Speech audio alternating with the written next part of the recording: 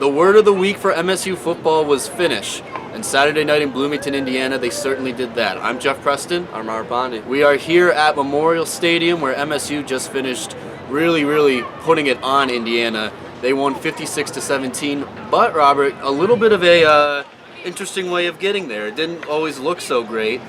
Indiana was actually up in the second quarter, 17-14, and then MSU just went on a ridiculous run. Something that we haven't really seen. When MSU's given up a lot of points, we've kind of seen that come late in the fourth quarter where fans get a little bit nervous. But in the second half, MSU's run defense really shut down Coleman, who had a great first half for Indiana. Right. The other day, that was key for them this week, was finishing. D'Antonio talked about that earlier in the week and talked about it today after the game, about how they needed to finish. That's one thing they talked about, like you said, key word is finish. And that's something they did this afternoon. I mean, I really believe they came out with the mentality in that second half where they didn't want this one to get close. You know what? They were up, I believe, 28-17 at halftime after scoring 2 touchdowns and falling behind. Would have been easy to coast there. It would have been. And they didn't. And they didn't. They kept piling on. I believe the final score or the final number was 42 unanswered points. Yeah. That's truly, ending any chance for Indiana, and that was key this week. Because going into a big rivalry game next week against Michigan, you want to have the confidence, the mentality, knowing that if you do get a big early lead, you need to hold on to that. That's something key this week, and I thought they did a good job.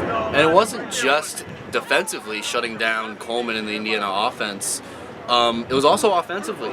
You saw that they were finishing runs. Nick Hill ended the game with a touchdown, and he had just an incredible game in general. He had 178 yards on only 16 carries. He was MSU's leading rusher today. He was good. His emergence is pretty big for MSU. It is. And even early today, he really had a big role in the short yardage area. And that's something I know that Michigan State struggled quite a bit in earlier this year. Some people have been calling for Dylan Williams to take over that role, but Nick Hill played well in that position. There's a couple third and shorts that he picked up early on. And even in that third quarter, that kind of opened up this game where maybe Indiana gets to stop. Maybe they get another electric play out of, one of the receivers or their running back. But, when Nick Hill picks up those third and shorts, it kills the defense, continued drives, and ultimately led to this blowout. You talked about it a little bit. There's a big one on Saturday. Yeah.